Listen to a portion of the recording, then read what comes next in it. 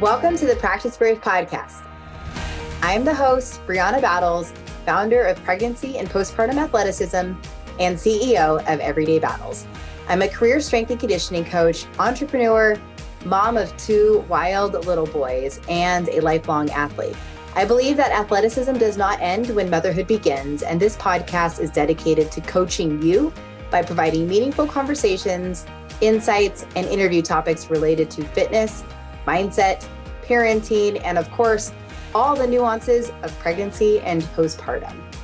From expert interviews to engaging conversations and reflections, this podcast is your trustworthy, relatable resource for learning how to practice brave through every season in your life. Hey everyone, welcome back to the Practice Brave podcast. Today I am coming to you live from my garage where I'm walking on the treadmill because I'm in the last 2 weeks of a cut and getting ready to compete at Worlds in Jiu-Jitsu. So I need to be on the move pretty frequently right now. And talking about this competition, a lot of the questions that have come up in regard to doing a cut and honestly changing a lot of the way I train and a lot of components of my health over the last year, not just in relation to deciding to compete in jiu-jitsu, but just something that a year ago, I wasn't very happy with how I looked. I had done a lot of other inside work, mentally, emotionally, to improve my health. But the focus of this last year and really the last 6 months in particular has been on the physical side. So I want to share some of the questions that have been asked because as much as I'd love to share all of that on social media, I don't have a lot of creative capacity right now to share. And it's been overwhelming to be training as much as I am right now and also sharing as much as I would like to on social media about this process. But I figured I could walk and talk and answer a lot of the questions I've received about, yes, a lot of the physical and aesthetic changes and shifts in my eating and training in a way that is actually healthy. So if you did not listen to last week's episode, I'd really encourage you to start there. It just provides a lot of context about this subject. Okay, so the first question that we got was, how did you get past the hunger when in a cutting phase, assuming that I'm cutting for the competition? Yes, I am. And what I want to say here is, for the most part, you should not be that hungry during a cut phase if you've given yourself a really long runway into really understanding what your maintenance is and to making small, tiny cuts over time, working towards a specific date or goal or weight or whatever it might be. I'm going to be very honest, I am not hungry. The only times I feel hungry are when I'm, say, for example, on a Sunday, like it is right now. I'm not in my typical training routine. My family's going out to dinner, or they want to go out to dinner, they want to order pizza. Heck yeah, I want some freaking pizza. But I know that this is a temporary time for me to say no. And then in a couple of weeks, I'm going to have pizza with my family. It's fine. But I don't feel hungry. I'm still eating, I think definitely over 1,800 calories a day. And I don't feel depleted. And that's with training a shit ton right now, doing 2 to 3 a days between jiu-jitsu. We're trying to get in running. Okay, next question. What's the top 2 things you had to change to get to this point? I would say the number one thing I had to change was getting comfortable weighing myself again and getting into macros. For me, there was a learning curve there of math and measuring and being cognizant. So it wasn't hard. I'm obviously familiar enough working in this industry, having a really healthy foundation leading into this. But I think it was just paying more attention to the data. That was the number one thing. And doing that over time helped a lot with the mental side of just getting more familiar and not attaching an emotion to the number on the scale or an emotion to the food. It really became a neutral experience. Whereas before, In previous seasons of my life, it was very paleo or do this or do that and like very restrictive. And I have not felt restricted during this time. So it was nice to almost like prove myself wrong that actually like this doesn't have to be toxic, or you don't have to have like an extreme approach to making changes and seeing changes. And it's not promoting diet culture or whatever. Like, I don't know. There's just so many different narratives out there. And I feel like that was a way for me to really get dialed in on what my body needed, both for competition, but also just in general. I don't know if that was two things. It was kind of like a hybrid of two. And then I would say the last month or so, I had to just like really shift my training into being a lot more focused on jujitsu versus the versatility I really like to have. So normally I would be lifting, doing jujitsu, hiking and running. Right now I'm just doing a lot of jujitsu and running because my body like needs that for this cut. Do I follow any programming or do I just do my own? I up until like again these last like probably 3 weeks, I was lifting at least 3 times a week, 4 times a week, and I do my own programming. It's similar to what I sell, which is the Practice Brave Fitness program, where I program always a compound lift. I have it complemented with some of the accessory movements that go with the compound lift and space that out, just kind of depending what my focus is. Usually I have like a squat day, a deadlift day, and an overhead day, and then sort of a hybrid strength conditioning day where I do like a lot of different sled work. So I'm kind of a control freak when it comes to my training because I want to decide what makes sense for me on that given day with my energy levels and with whatever it is I'm training for. So for me, it helps to have that freedom and flexibility of being in charge of my own training program. But that obviously I have a significant bias because that is quite literally my job. So it is modeled, or I model this Practice Brave Fitness program after my own training methodology. Okay, next question. How do you reduce your weight healthfully? I already work out a lot, but I have 4 kilograms extra to lose. So I think a big misconception is that exercising a lot is going to help you lose weight. And that's just not the truth. Exercise is great for your cardiovascular health, for building muscle, and for just being like a well-rounded, healthy human. But when it comes to weight loss, the focus needs to be on nutrition. And there's a lot of different ways to improve your relationship with nutrition. For me, I would say that the most effective strategy has been having this awareness of not just like a certain number of macros to hit, but for me, it was the ratio of macros. Being able to really dial in how many grams of protein I needed, how many grams of fat I needed, and carbs, and then slowly reducing that over time after being in a maintenance period of just like honestly trying to collect information and then compare that to what my training output was, and knowing that I needed to go into a cut. I had a certain amount of pounds to lose, or if you have a goal weight or whatever it might be, it's all very relative, right? You don't just want to pick like, oh, I want to be 135 pounds because that's what I was in high school. Like that's not how that should work. So when you say you or anybody says like, I have 4 kilograms to lose, well, like, why is it 4 kilograms? And again, unless maybe for me, like I'm training for this competition, I do have to be at a very specific weight. But for most people who are not doing a weight class sport, I think it's just finding a healthier homeostasis for your body. And that can be done over a small, gradual cut over time after you're really getting a good idea of what your daily output is mixed in with what you're actually intaking. A lot of us don't eat very much during the week, and then we eat like crazy on the weekends. And it's really easy to have this bingey relationship, even if that's not intentional. So again, for me, knowing the ratio, and then I think just being a lot more consistent with consuming the same amount of food every day, even if that food looked different when I was not in as intense of a cut phase. That was really helpful for my body too, just like regulating that a lot. So healthfully. How to do it healthfully is give yourself a long runway and give yourself an accurate point of reference for what's actually realistic and what your lifestyle actually is right now. What was my why for this process? Well, I think I mentioned this in an Instagram post, but this has been a 2-year process for me.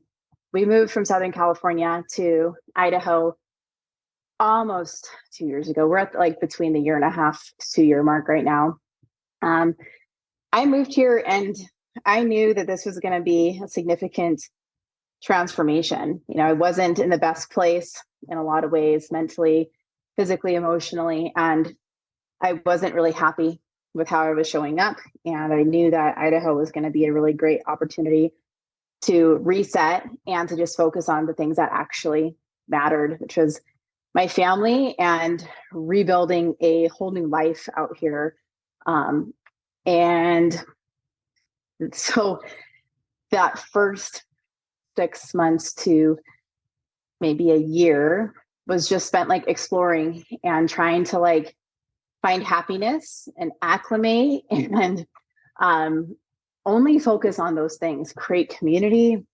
So it was eating out a lot. It was just trying, I don't know, it's so hard to explain, but it was just like letting go of anything that wasn't like top priority of like staying focused on my work, staying focused on my marriage, staying focused on my kids, staying focused on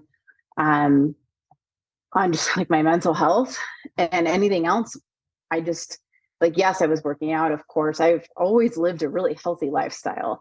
But there have been different seasons and for different reasons during different seasons where I haven't been as healthy or I have gained weight. And that isn't necessarily a problem. It got to a point last summer. So that was in 2022. And I was like, God, I just don't really like how I look. I don't really like how I feel.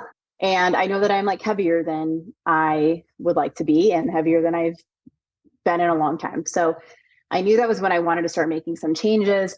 And then in September of last year, my whole family, my husband and my 2 little boys, signed up for a jiu-jitsu tournament.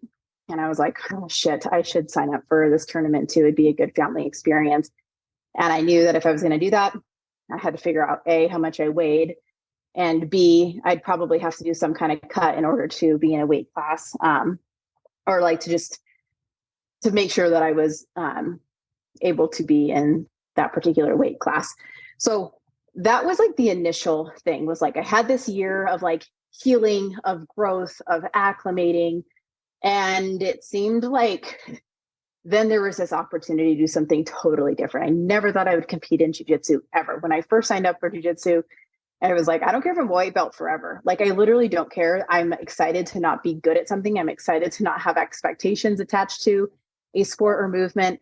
I just didn't care about any of that stuff. And then suddenly that shifted. It was like, well, like, why not? My whole family's doing it. Why wouldn't I do it? Because I'm just afraid of my own bullshit of like weighing myself and having that be a story. Like, I don't want that to control me or my life or my choices. So that was like a catalyst moment, I would say, for really trying to dial in the physical part of this. I had done so much mental work, so much emotional work, just a lot of hyper focus on my family and things that really needed to matter during that transition year.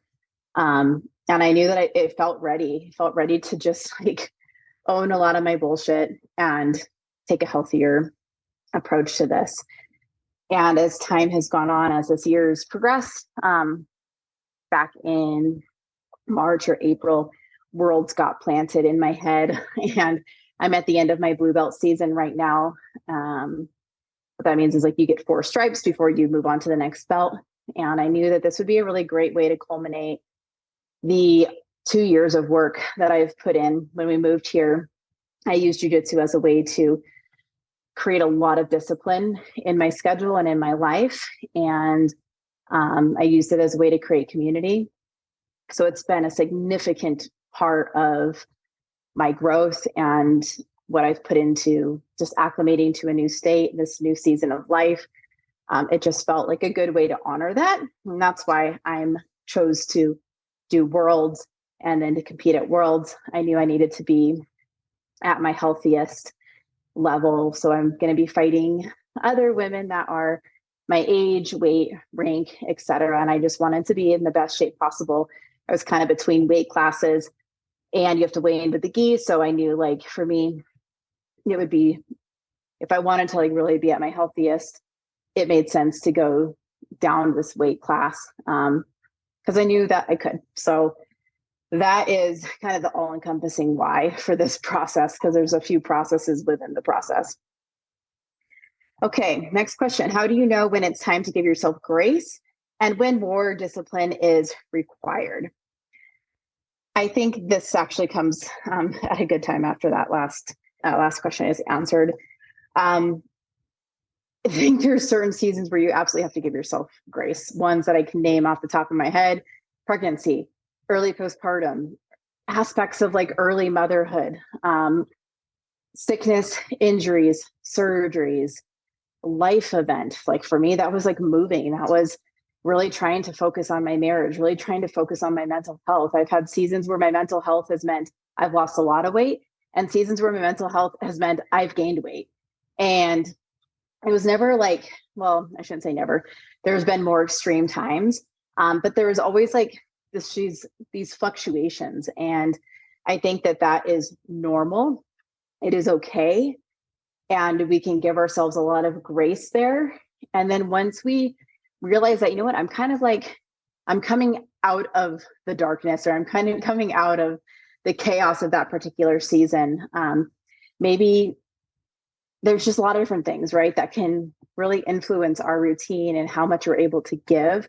I think that no matter what, through all seasons, we can focus on a couple healthy habits. Like we can work out a couple times a week. We can try to consume healthy food throughout the day, or at least once a day. Like there's small choices we can make that truly add up, even during hard seasons. And we know you have to have a lot of adaptable discipline, no matter what season you're in, whether it's a hard season or, you know, like maybe a season where you have a little bit more freedom. That's where I'm at currently. You will know, and you should know, when you get sick of your own bullshit, then that's time to incorporate a lot more discipline. When you feel like you're drowning, it's time to give yourself a little bit more grace. And that's all part of this lifetime of athleticism. They talk about this all the time, because if you don't learn to ride those waves, like this is nothing about a lifetime of athleticism is this beautiful linear process. We are going to have so many setbacks and pauses and things that just come up and happen, whether it's our self, family, just so many different variables, right, that can come up and just really interrupt what we would like to do, our reality versus our ideal. And we have to learn how to sit in our current reality. And then as it changes, because again, nothing ever stays exactly the same. You have to learn to make some of those adaptations, and maybe you move into more grace, maybe you move into a lot more discipline, and you can find a hybrid approach to that in most seasons. Okay, next question. Let's see. How do I define healthy? For me, I define healthy leading with kind of going back to that why. I want to feel good. I want to look good. I want to perform good. And I want to be at my best. Now, that is all relative to the season of life that you're in. But for me, that means I want to fit into my clothes. I want to perform at a really high level. I want to have the healthiest and longest quality of life as possible. And that means having a lot of awareness around my body and what I ask of it. I want versatile training. I want healthy food. I want freedom of lifestyle, but also like freedom to understand my body and know what to expect, freedom to be able to dial in my nutrition, freedom to be able to, you know, enjoy and not live such a rigid lifestyle, to know that some things can be like, again, this is temporary.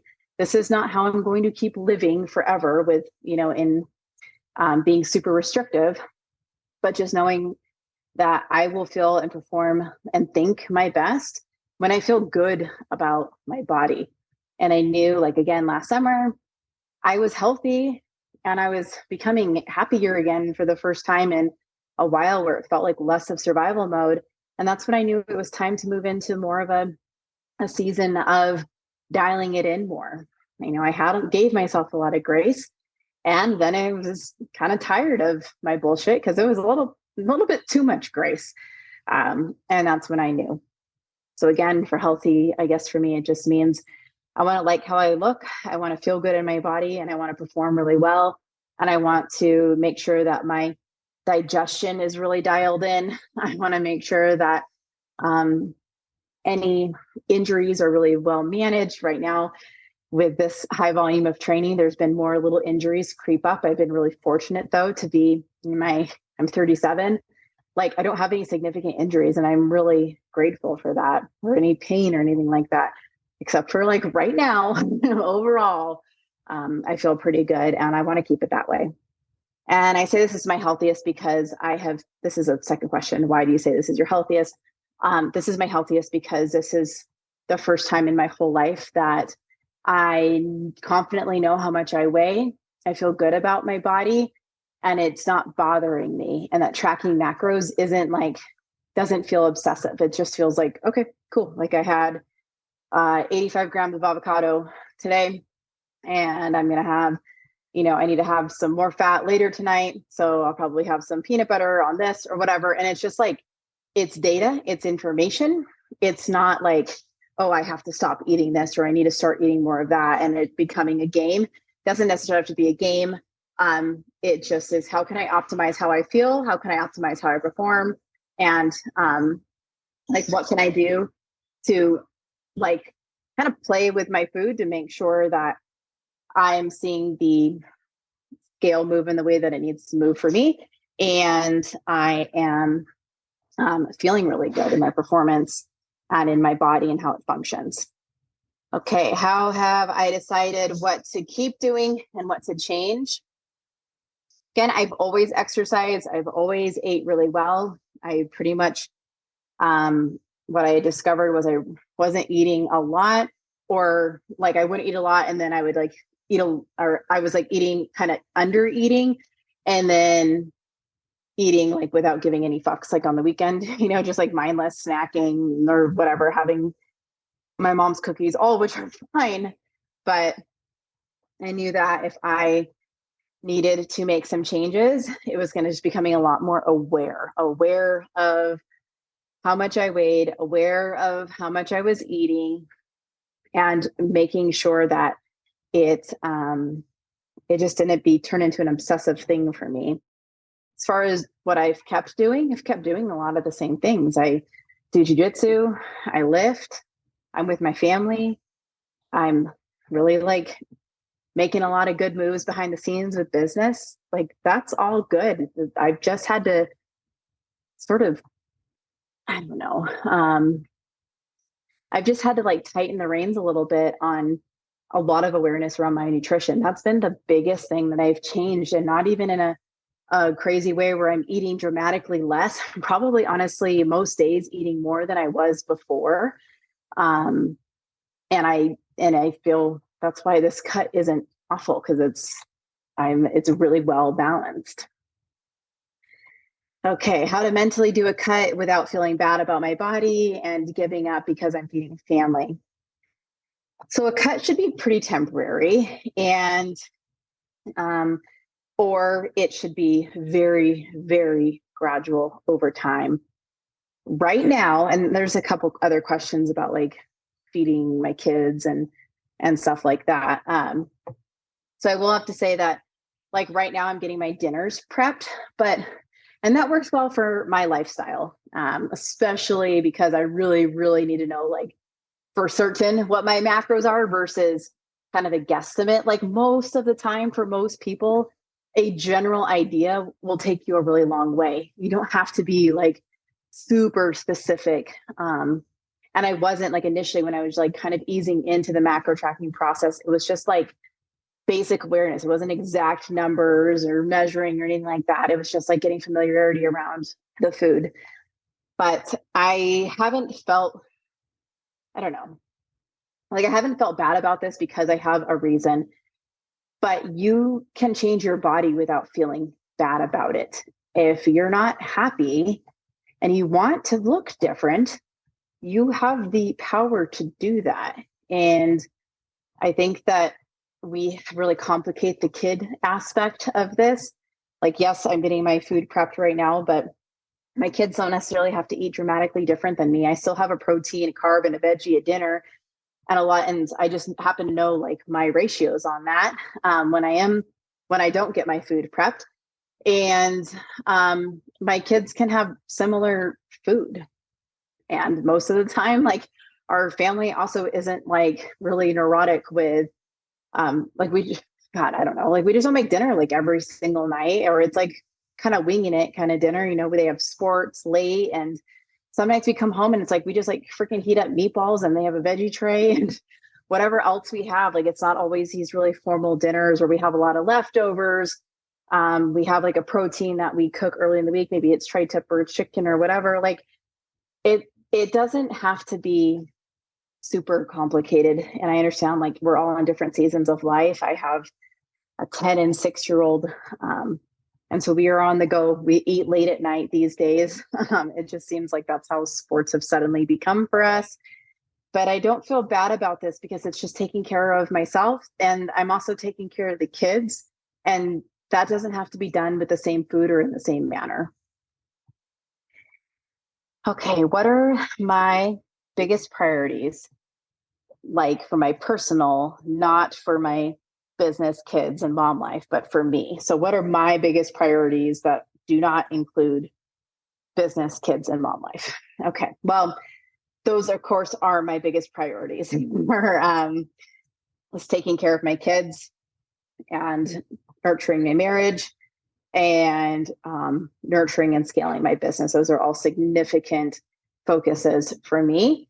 But outside of those things, my biggest priority is finding happiness and creating that for myself, being able to help others create that, and creating health for myself, helping others create that, using my body and my training and the opportunities that I have in a lot of different ways, kind of like as a guinea pig. Like I learn the most.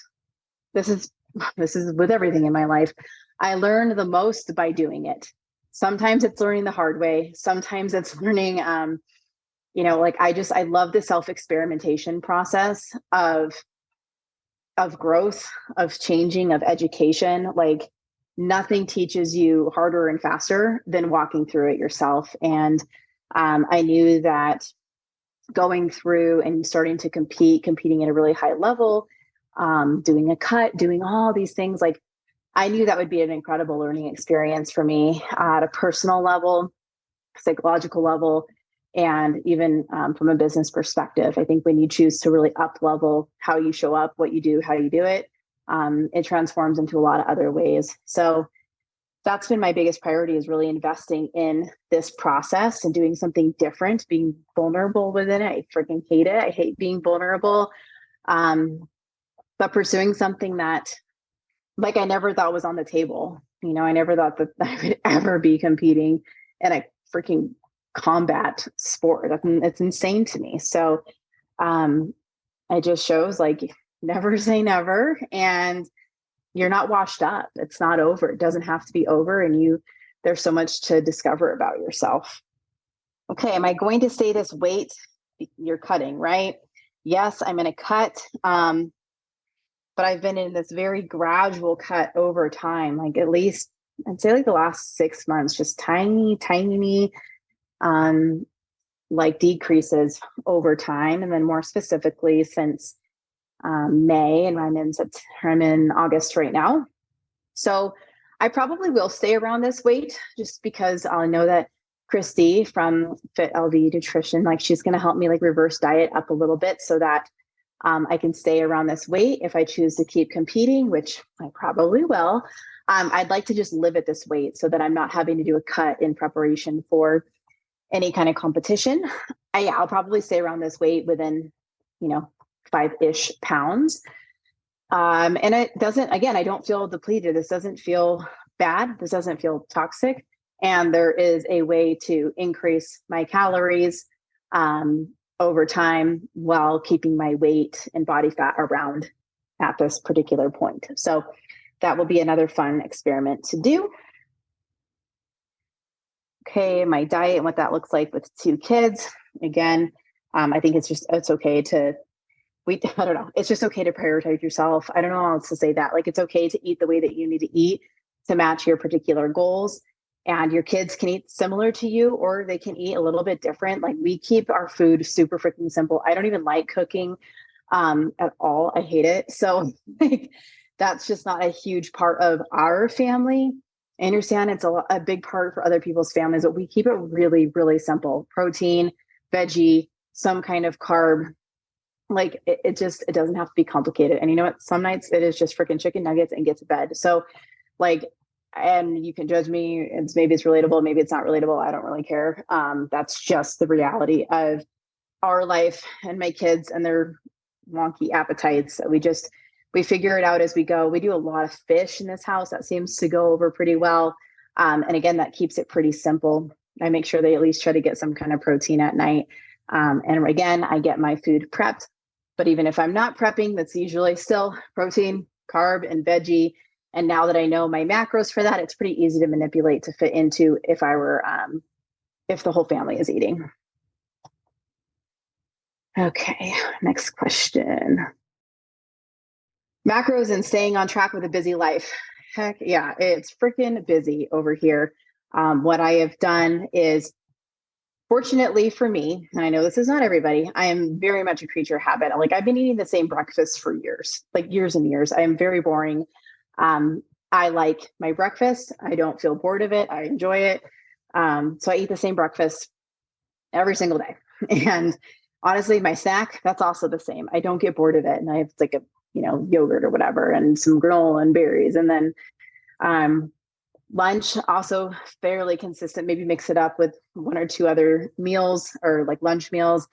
The only thing that really varies for me most days are dinner and maybe like another snack, again, kind of depending on how many macros I have left and whatnot. But that's why getting my meals prepped ahead of time has been freaking game changing for me. Because before, like, so say we weren't getting home from practice until 8:30 at night, like, it was so easy some nights to just like hardly eat anything, or just like have a protein shake, or just like, I don't know, just like hardly eat, basically. Like, just kind of over it, not wanting to cook. And now it kind of takes the excuse away of not wanting to make a full meal. So I like having my food prepped for dinner, not just because of this cut, but because it has helped this season of life we're in, where we have sports late most days of the week, and not just my kids' sports, like our sports too. Our jujitsu at night goes late. So it's like,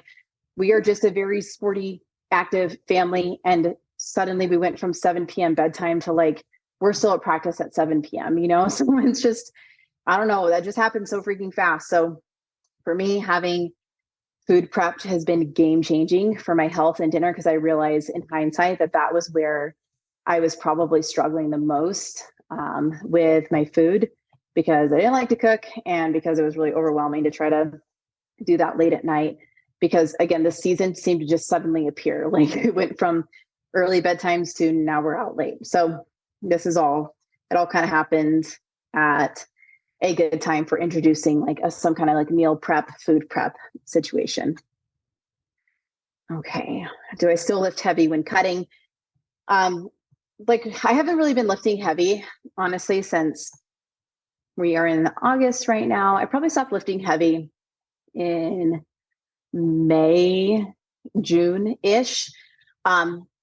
Moderate, I would say.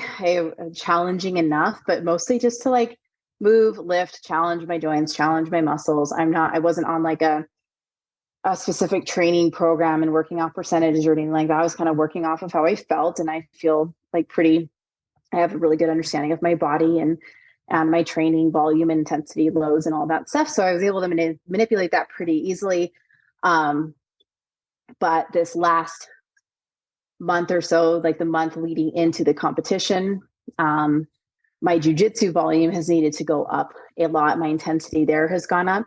And I just like, I literally don't have time to lift, or the time that I would dedicate to lifting. I'm actually either trying to get in some running, some walking, or an extra jujitsu like drilling session. So that's been a major shift for me, is not lifting this month, but again, very temporary. I will get back to lifting. I think lifting is critical for any kind of jujitsu athlete, especially everybody in general, I think, should have some kind of lifting routine in their life. For me, it's just on pause with the cut and with the very specific competition coming up. If I was just doing a cut, yes, I would still be lifting. Would it be super heavy? I think it would just really depend on the situation. But again, the only reason I'm not lifting is because my jujitsu volume is so freaking high right now. And I still want to be like with my family and not just like jujitsu or whatever. And like, and lifting and running. Like, I don't want it to be like that. So I cut lifting this last month. Okay. Mindset on harder days. I gotta be honest, like I'm really enjoying this process. Like I think the hard days have come from my own frustrations with myself in jujitsu. It has not come from the scale. It hasn't come from the diet. It hasn't come from FOMO. It has maybe a little bit FOMO, but like honestly, not that much, because I really like, I'm a disciplined human. When I decide I want to do something, I'm going to freaking do it. That has been my MO like my entire life. So like I chose this struggle and I feel happy about that. But I do think that the mindset on the harder days for me has a lot to do with my frustrations in jujitsu. A lot of the stories I tell myself, feeling I should be better or smarter, or God, I should know that by now, or why don't I know that, or why is this so hard for me? And I just get kind of like hard on myself from an athletic standpoint, and very specific to jujitsu versus all encompassing. So on those days, it usually helps me to talk to people who get it, who truly get it. Miranda, the UFC fighter I coached through her pregnancy and postpartum, her and I have become like best friends. So it's really helpful to talk to somebody who clearly very much gets it at a much higher level than anything I'm doing. And then just people at the gym that are really supportive. So talking to them, for me, it's just, I usually just have to like name it, share why I'm upset, and then like just giving it air like that really helps me kind of move on and get over it. Okay, what was the catalyst for change? What changes did you make? I think I kind of already answered that, but a lot of it was just like I had done a lot of inside work, mental and emotional, and therapy, solo with my husband, like couples therapy. We just wanted to create a new life. And then I wanted to create, like change my body, change how I felt in my body, and then add the element of competing again and pursue that side of like truly being an athlete, not just athletic, but being an athlete in a sport. So it was all of those changes like kind of accumulated over time. And then, gosh, just so many questions about the kids the more I look at this.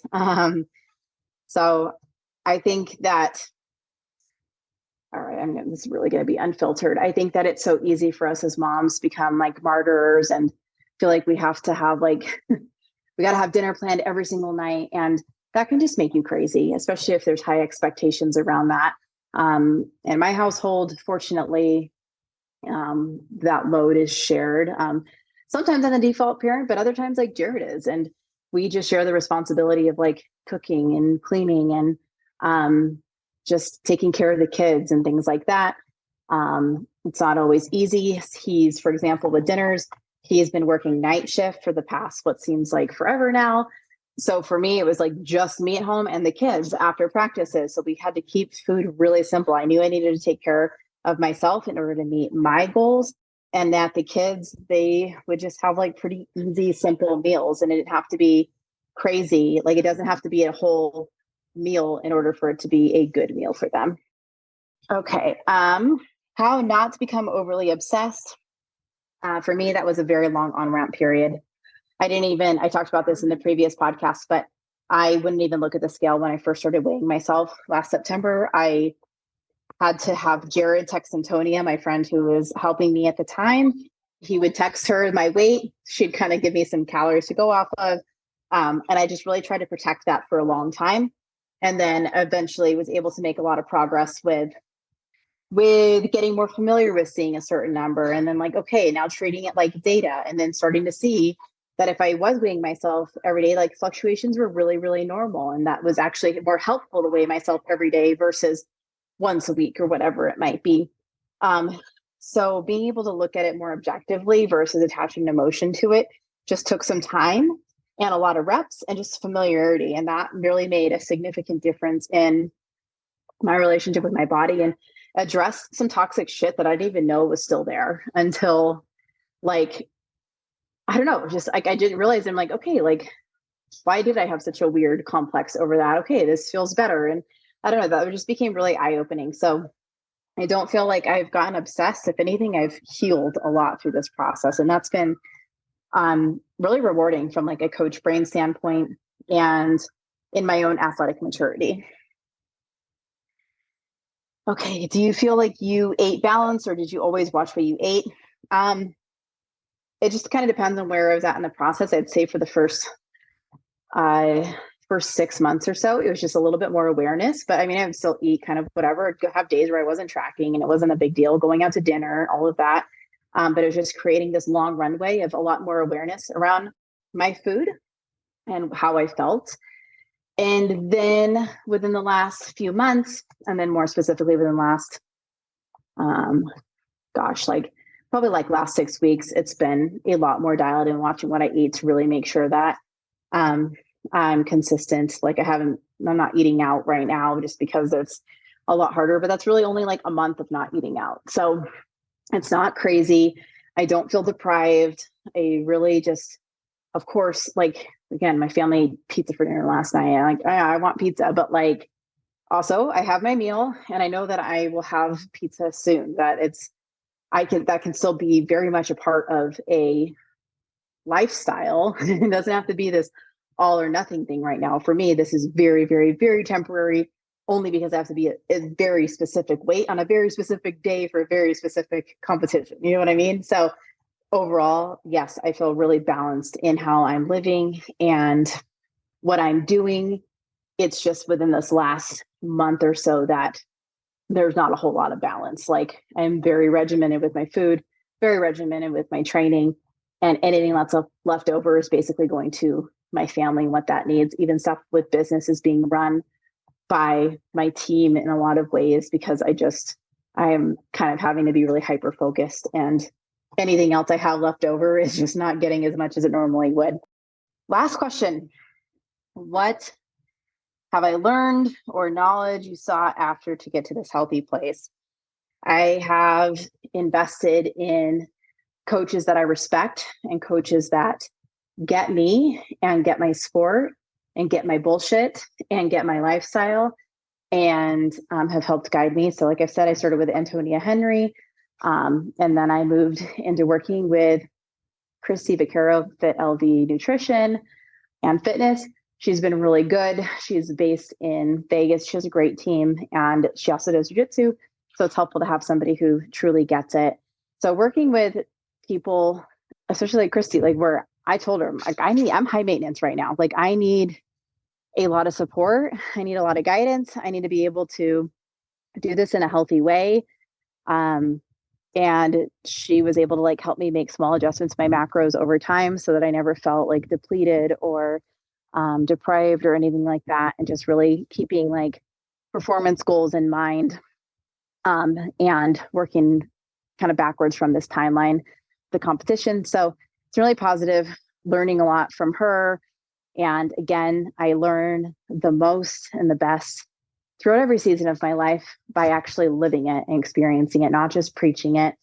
And that's what I really wanted out of this, was like truly walk the talk. Like, yes, I train, I coach, I have been an athlete my entire life, but this is a different kind of like way to show up as an athlete. This is a different kind of competition.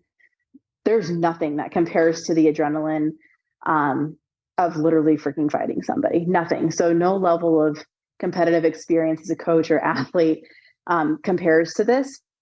And that's been really cool too. It's just putting myself through this process. The more MMA athletes I work with, the more it's going to be nice to be able to relate to them. And obviously it's not the same, but I do understand. I do understand the process.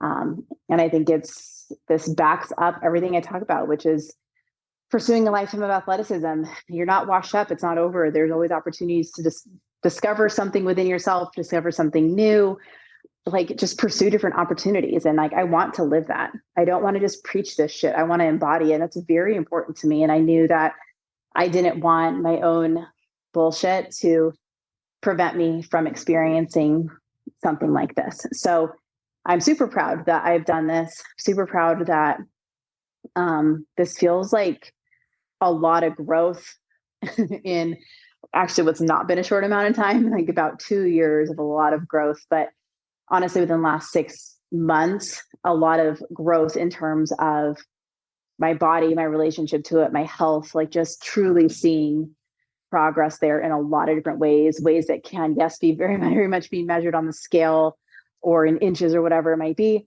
but in how I feel, how I show up, and how I'm going to be able to help others as a coach and in my business and everything that I try to really represent. So doing the work and living it out, paying it forward. So that concludes this episode. So much longer than I thought it was going to be. I thought it was just going to be like rapid fire Q&A, but I guess nothing is ever super rapid fire with me. So thank you so much for listening. I appreciate you. And I'm happy to answer more questions. Thanks for listening. Thank you so much for listening to this episode of the Practice Brave podcast. If you enjoyed the show, please leave a review and help us spread the work we are doing to improve the overall information and messaging in the fitness industry and beyond.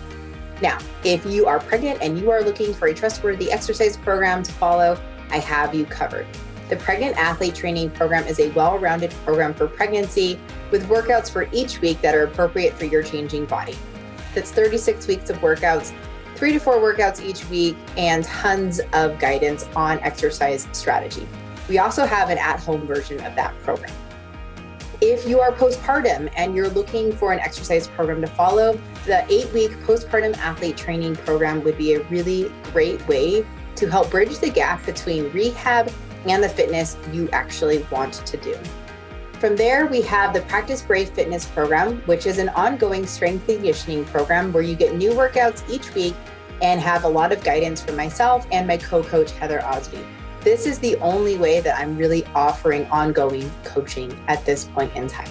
If you have ever considered becoming a certified pregnancy and postpartum athleticism coach, I would love to have you join us. Pregnancy and Postpartum Athleticism is a self-paced online certification course that will up-level your coaching skills and help connect the dots between pelvic health and long-term athletic performance, especially during pregnancy and postpartum.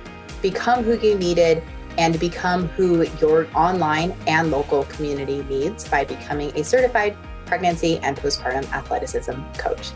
Thank you again for listening to the Practice Brave podcast. I appreciate you.